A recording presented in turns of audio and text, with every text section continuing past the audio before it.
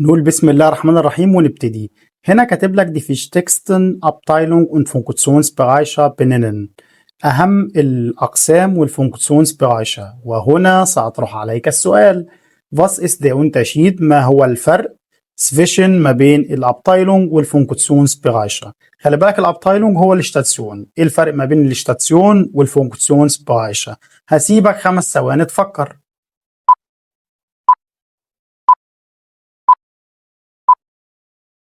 بص يا صديقي، أبتايلون أو شتاتسيون دي معناها قسم أو وحدة داخل المستشفى بيكون ليها تخصص محدد، مثلا زي قسم الباطنة إنغا ميديسين، قسم الجراحة شيرورجي، قسم الجرياتري. هنا المريض بيبقى في المستشفى محجوز، بياخد علاج، بيتعمل له رعاية في فريق طبي ثابت، في فريق أطباء ثابت، فهنا المريض بايت في المستشفى.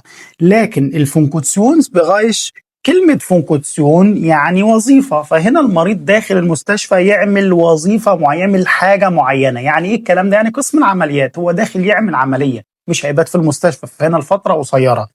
نفس الكلام ده بينطبق على الاندسكوبي، على المناظير، بينطبق على الأشعة، دول اسمهم فونكوتسيونز بغايشة. فيا رب تكون عرفت الفرق ووضحته لك بسهولة. تعال بقى نقرا الأقسام ونشوف ايه هي الأقسام اللي احنا هنقراها دلوقتي. سوشيال دينس الأخصائي الاجتماعي، شرحناه في الفيديو اللي فات. فليجا دينس لايتونج رئاسة التمريض. راوم دي شتيلر يعني أوضة الهدوء، ودي بيعملوا فيها الاجتماعات، حتى كاتب لك جنبها زيتسونغسغويمه. أوغولوجي يعني قسم المسالك. جيفيسيولوجي يعني قسم جراحة الأوعية. جينيكولوجي قسم النساء. جيبورتسهيلفر قسم الولادة. ها ان او هالس نازن اوغن يعني قسم الأنف والأذن. أورتوبيدي يعني قسم العظام. إنيغا ميديسين يعني الطب الباطني. كارديولوجي الكتروفيزيولوجي دي في اقسام القلب. اندسكوبي المناظير. التراشال اللي هي الموجات الصوتيه.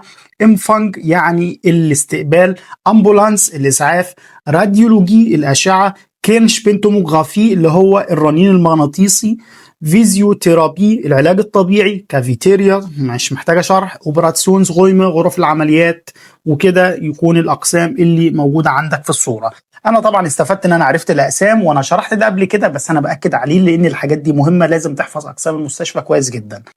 بعد كده عندنا فليجا فاجن. فليجا فاجن دي عربيه التمريض. خلي بالك انا بتخطى بعض الاجزاء اللي بحس ان هي سهله وان انت تقدر تذاكرها لوحدك، فلو انت في الاجزاء اللي انا بتخطاها دي في مشكله بالنسبه لك انك تحلها، او في حاجات صعبه بالنسبه لك محتاجه شرح، اكتب لي في التعليقات واشرحها لك في الفيديو اللي جاي.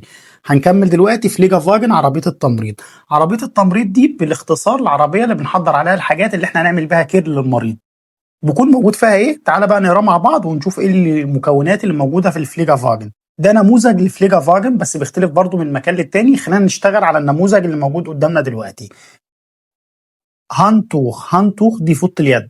بعد كده عندنا ديافيتشا ابفورف، ده المكان اللي هترمي فيه مهملات الغسيل.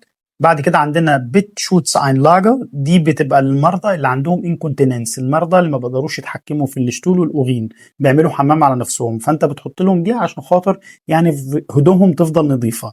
في حاجه تانية اسمها شوتس هوزا، ده زي البامبرز كده، يعني بيستخدموه برضو لو هم ما بيقدروش يتحكموا في الحمام بتاعهم.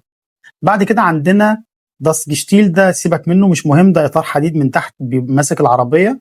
بعد كده عندنا داس هاند ديسانفكسيونز ميتل، ده الديسانفكسيون يعني تطهير، ميتل يعني ماده، ديسانفكسيونز ميتل يعني ماده تطهير خاصه باليد. بعد كده عندنا داس فيكسيه بفلاستا اللي هو الفلاستا. بعد كده في فرشلوس شتوبسل، دي الغطاء اللي بتغطي بيه الكانولا. بعد كده عندنا نخت هيمد القميص اللي هيناموا بيه. بعد كده بلوت دروك مسكريت جهاز قياس ضغط الدم. انهالاتسيونز دي اللي هي المواد اللي بتستخدم في الاستنشاق. بعد كده عندنا داس او ترموميتا اللي هو جهاز قياس درجة الحرارة من الأذن. كانولين فلاستا المثبت بتاع الكانولا. بلوت سوكا مسكريت جهاز قياس نسبة السكر في الدم. دي كومبريسور اللي هو اللي هو الشاش زي اللي عندنا في مصر. ابفالزاك كيس خاص بالزباله. شوبلاده اللي هو الدرج اللي زي ما انت شايف كده. ده صفاخ اللي هو الرف. انا بالنسبه لي ده طبعا كويس ان انت تعرف الحاجات دي، اسامي المستهلكات دي باللغه الالمانيه، فواحده واحده تبدا تعرف مصطلحات وكلمات جديده، فكان بالنسبه لي كلام مفيد. بعد كده عندنا الدينست بلان. طبعا ناس كتير بتسأل مواعيد الشغل في ألمانيا بتبقى عاملة ازاي للتمريض. طب يا سيدي ده نموذج حي دينست بلان. انا عايز اقول لك والله شبه الدينست بلان اللي عندي في الشتاسيون ومعمولة بطريقة كويسة. تعالى كده ناخد المفيد فيها. هنا مكتوب لك انيغا شتاسيون قسم الداخلي، وتعالى كده نشوف الحروف والاختصارات. هنا اف فرودينز، فرودينز فون 6 اور bis 14 اور، من الساعة 6 للساعة 14. اس اختصار لشبيت دينز، شبيت دينز وده شبيت شيشت، هو كاتب هنا فروش شيشت وهنا شبيت شيشت. شبيت شيشت زي شبيت دينز برضو، يعني الاتنين نفس المعنى. von 13:30 man darf auch sagen halb 14، 13 و30 ممكن تقول عليها halb 14 نفس المعنى يعني. von 13:30 bis 21:30 او ممكن تقول برضو bis halb 22 تقولها بالطريقه اللي تريحك. والاختصار بتاع شبيت دينز فبقى الحرف اس. هنا ان اختصار لنخت دينز، وده نخت شيشت هيبقى von 21:30 bis 6:30. علامة الاكس معناها فراي، وهنا ها اس اختصار لكلمة هيجينه شولونج، يعني كل فترة كده بيبقى في حاجة تبع الشولونج. ممكن حد ينزل يقول لك النهارده في فورت بيلدونج على البي ال اس، ممكن نكون عاملين اي موضوع بيتكلموا عنه، فبيبقى برضو بيتكتب لو الشخص دوت المفروض يحضر النهارده التدريب ده او الحاجة الإجبارية اللي هو لازم يحضرها، فبيحطوه برضو في البلان ان هو النهارده هيحضر الحاجه دي. بعد كده عندنا او يعني اورلاوب، دي اختصار لاورلاوب. فالاختصارات دي بتبقى موجوده مع اسماء كل شخص. تعال نفترض مثلا ان انت دلوقتي في مكان شغلك مكان الشخص اللي هو باومجارت ماريا، يعني او هي ماريا دي بنت يعني، خليك مكانها برضو ما تفرقش، هي كلها واحد. بعد كده عندنا مونتاج، هنا مكتوب لك اف يبقى كده فرودينس، مشي مشي مشي.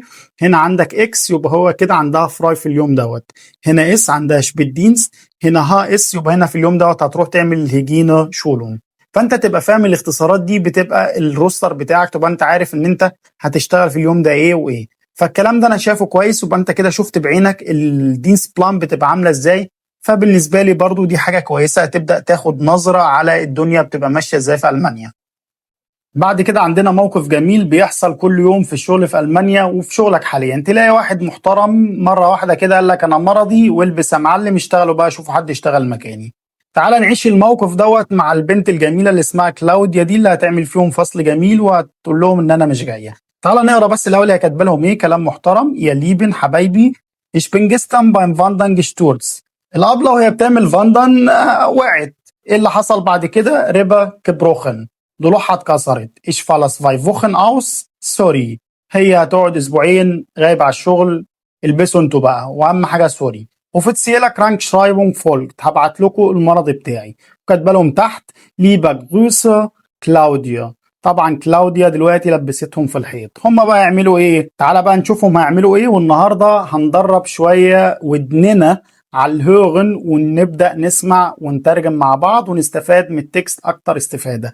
أنا في ناس سألتني قبل كده بتحسن اللغة بتاعتك إزاي، وكان أكتر الحاجات اللي بتحسن معايا اللغة إن أنا بسمع هوغن كتير، بردد الكلام اللي بتقال، ببدأ أعرف النطق كويس، وأبدأ أخد الكلام من التكست واستخدمه في كلامي وأنا بتكلم مع الناس. أنا دلوقتي هشغل لك مقطع هوغن هتسمعه، هتجيب ورقة وقلم وتكتب النقط من 1 ل5 وتعلم رشش ولا فلش، وانا هساعدك في البدايه. دلوقتي هقرا لك ال5 نقط واترجمهم لك، وبعد كده نشغل مقطع السمع وتشوف ريشتش ولا فالش. هنا في نوما اينز ماريا باومجارت، واحده اسمها ماريا باومجارت موس اينفلتريتونج في كلاوديا زوخن. طبعا كلاوديا دلوقتي مرضي، فماريا دلوقتي بتدور لها على حد يشتغل مكانها. دي في نوما اينز. انت في في الاوديو لما تسمع دلوقتي هتعلم ريشتش ولا فالش بعد لما تسمع. بعد كده عندنا ريناتا زاباتيني، واحده اسمها زاباتيني hat am nächsten Wochenende frei. مش هتشتغل في الووخن عندها فراي فاضيه. كارستن شوستر wird am Wochenende arbeiten. كارستن هيشتغل في الووخن. لوسيل زامونتر كان am Sonntag die Spätschicht übernehmen. لوسيل هتعرف تشتغل Spätschicht في الووخن. واحد اسمه يان حاجة كده اوبل wechselt am Samstag von der Spätschicht zu Frühschicht. هيبدل من شبيت لفرو. فانت دلوقتي عرفت ال5 نقط. نشغل بقى مقطع الهوغن، اجهز معايا ورقة وقلم وعلم صح ولا غلط، ويلا بينا نسمع. Aufgabe 5c und D.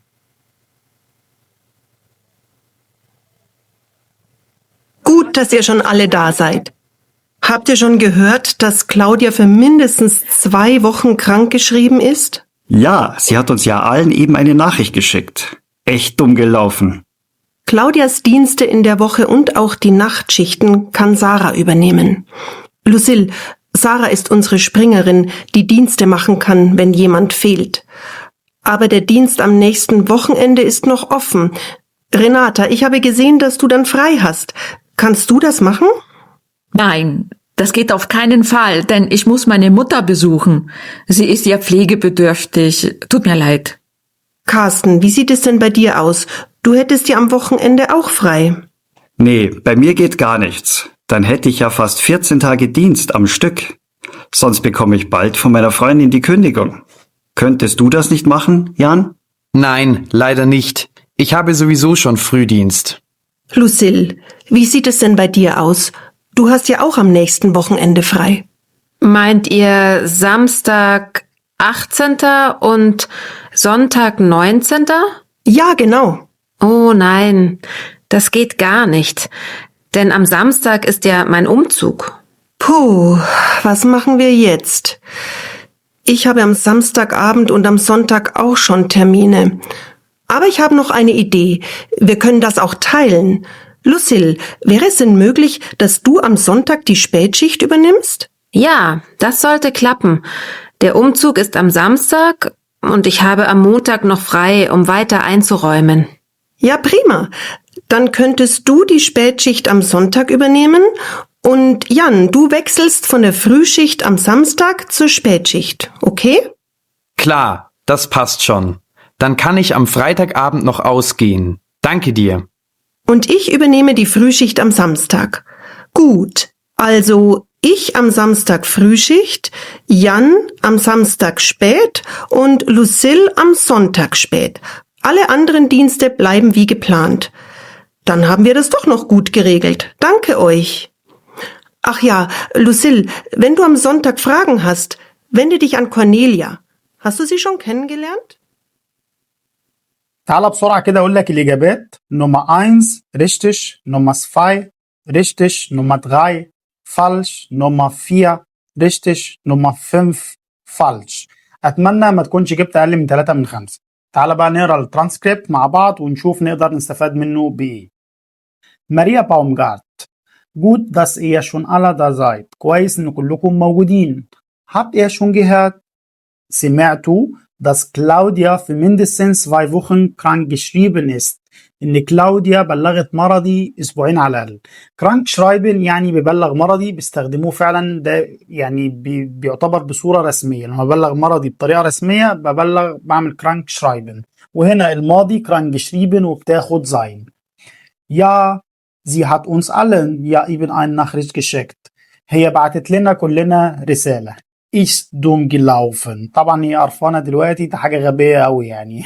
هو كل الناس هنا ما بتبلغ مرضي تلاقيهم بيرزعوهم الحتة جوتا بسغون زي الفل، يعني ألف سلام عليك، بس هم بيبقوا قرفانين أساسا عشان هيشيلوا شغلها. Claudias Dienste in der Woche und auch die Nachtschichten kann Sarah übernehmen. الشفتات بتاعتها في الأسبوع وفي الشفت المسائي سارة هتعرف يعني تشيل الشفتات دي. Lucille, Sarah ist unsere Springerin, die Dienste machen kann, wenn jemand fehlt. Springerin يعني بتشتغل اللي هي بيحل محل حد، يعني سبرينجر ده لو انت شغال في المكان واحد بلغ مرضي فانت بتشيل شفتات مكانه. وطبعا خلي بالك ده بيبقى عليه فلوس زيادة، ففي ناس بتحب الموضوع ده جدا يعني. فانت لو حد دلوقتي مش شغال وانت بتشتغل مكانه باسمك سبرينجر، لو انت بنت يبقى سبرينجرين. Aber der Dienst am nächsten Wochenende ist noch offen. يعني الخدمة في الأسبوع اللي جاي لسه بقى مش لاقيين لها حل، فهم دلوقتي هيدوروا على حل ليها.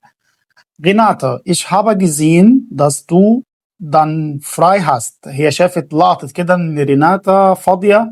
Kannst du das machen؟ تعرفي يعني تشتغلي في الوخنيندا؟ رزعتها حتة ناين محترمة. Nein, das geht auf keinen Fall. قالت لها لأ، مستحيل. Denn ich muss meine Mutter besuchen. denn هي لأن ich muss meine Mutter besuchen لازم أزور أمي. Sie ist ja pflegebedürftig. Tut mir leid. هي يعني فليجا يعني يرعى اللي هي التمريض، بيدوفتش محتاج، فليجا بيدوفتش اللي هو الشخص اللي محتاج الرعاية. توت مي لايد يعني أنا آسفة. كاستن في زيتس دين باي دي أوس، إيه الوضع بالنسبة لك يا كاستن؟ هي ما سلكتش مع زباتيني دي فراحت لإيه لكاستن. Du hättest ja am Wochenende auch frei. انت مش شغال في الفوخنيندا. راح رادد عليها كاستن وقال لها ني باي مي جيتس gar nicht. قال لها لا باي مي بالنسبه لي مش هينفع برضه. dann hätte ich ja fast 14 Tage Dienst am Stück. هبقى انا كده شغال 14 يوم متواصل. am Stück يعني انا شغال 14 يوم ما فصلتش خالص. sonst والا bekomme ich bald von meiner Freundin die Kündigung. طبعا البي خايف من الفروندن بتاعته لا تسيبه وتديله الصابونه وتقول له انت خلاص بعد انا هنفخك انت شغال 14 يوم، طب يلا حبيبي بالسلامه. فجابها لها صريحه قال لها لا انا ما ينفعش لان انا كده 14 يوم شغال وممكن يحصل لي مشكله مع الفروندن بتاعي. كنت du das nicht machen Jan؟ فبدأ يسأله يروحوا لواحد تاني، هو كل واحد مش سالك يرموا على اللي بعده. Nein, leider nicht. Ich habe sowieso schon Frühdienst. برضه مش هعرف لأن أنا شغال Frühdienst. فبعد كده هتروح للوسيل. لوسيل, wie sieht es denn bei dir aus? Du hast ja auch am nächsten Wochenende frei. أنت عندك في الوochenende frei. يعني أنت مش شغالة frei يعني ما عندهاش شغل. خلي بالك في فرق ما بين فراي وما بين أورلاوب. فراي يعني هي راحة، فراي اعتبرها راحة مش شغالة في اليوم ده، لكن أورلاوب أجازة، مش مسموح أي حد في العالم يقول لها تعالي اشتغلي. meint er Samstag 18. und Sonntag 19. هي بتستهبل، قالت لها انت قصدك السبت 18 والحد 19؟ قالت لها يا genau. قالت لها ايوه مظبوط. oh nein das geht gar nicht denn am Samstag ist ja mein Umzug. قالت لها مش هينفع عشان يوم السبت انا هعمل Umzug هعزل. طبعا هي زهقت دلوقتي فقالت بوch was machen wir jetzt؟ هنعمل ايه دلوقتي؟ Ich habe am Samstagabend und am Sonntag auch schon Termine. أنا عندي يوم السبت بالليل والحد عندي مواعيد. Aber ich habe noch eine Idee. بس أنا عندي فكرة. Wir können das auch teilen. إحنا ممكن يعني نقسم ده على بعض. Lucille, wäre es denn möglich, dass du am Sonntag die Spätschicht übernimmst؟ قالت لها wäre es denn möglich؟ ده صيغة حلوة جدا للاقتراح، بتتكلم باحترام، يعني ينفع بالنسبة لك ان انت يوم الحد تشتغلي Spätschicht؟ قالت لها ja das sollte klappen. يعني ينفع يعني هيمشي الموضوع يمشي. Der Umzug ist am Samstag und ich habe am Montag noch frei um weiter einzuräumen. قالت لها ده هيكون يوم السبت وانا كده يوم الاثنين هكون فاضية. فعد كده عندنا يا بريما فرحت طبعا ان حد اخيرا بدأ يتحرك. Dann kannst du die Spätschicht am Sonntag übernehmen. قالت لها انت هتشتغلي Spätschicht am يوم الحد. Und dann Jan, du wechselt von Frühschicht am Samstag zu Spätschicht. اوكي هي بدلت يان، خليته بدل ما يشتغل هتخليه يشتغل من فرو هيشتغل شبيت. قالت له اوكي، راح قال لها كلا das passt schon. قال لها مفيش مشكلة. das passt schon يعني تمام يعني. dann kann ich am Freitagabend noch ausgehen. هبدأ ممكن قبل أنا يوم الجمعة أقدر يعني أتحرك يعني. danke dir. ماريا بومجارد في الآخر قالت und ich übernehme die Frühschicht am Samstag. أنا هشتغل في شيفت الصباح يوم السبت. gut also ich am Samstag Frühschicht. أنا هشتغل يوم السبت شيفت صباحي. Jan am Samstag spät ويان هشتغل مسائي. und Lucille am Sonntag spät ولوسيل هتشتغل مسائي في يوم الحد. alle anderen Dienste bleiben wie geplant والباقي هيفضل زي ما هو. dann haben wir das doch noch gut geregelt. احنا نظمنا ده كويس. طبعا هي دلوقتي مبسوطة. danke euch أنا بشكركم. ach ja Lucille, wenn du am Sonntag Fragen hast wende dich an Cornella. لو انت عندك أسئلة هتروح لواحدة اسمها كورنيلا، معرفش الأسامي الغريبة دي. hast du sie schon kennengelernt؟ اتعرفت عليها. طيب أنا بالنسبة لي تكست مفيد جدا جدا جدا، موقف بيتكرر يوميا، يعني ممكن كل فترة هتلاقي في حد بلغ مرضي بيحصل نفس الموقف دوت.